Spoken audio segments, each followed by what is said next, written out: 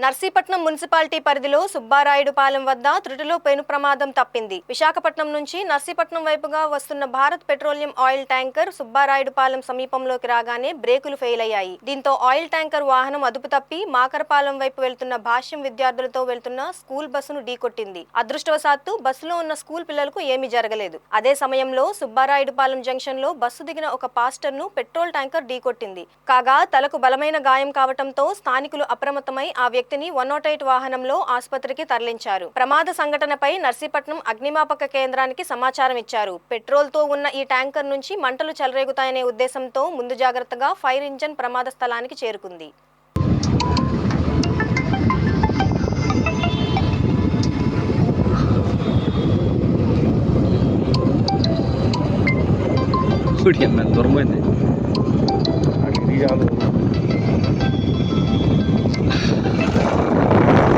ఇంటికి పోయిందా ఎమ్మెల్యే ఇంటికి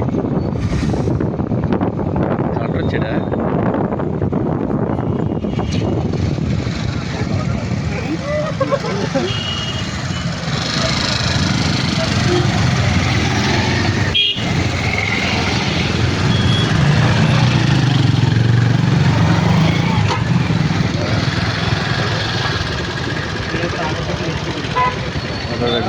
అడ్డు వచ్చేస్తున్నాడు ఆవిడ, అటు నుంచి వచ్చేస్తుంది ఆవిడ కారు.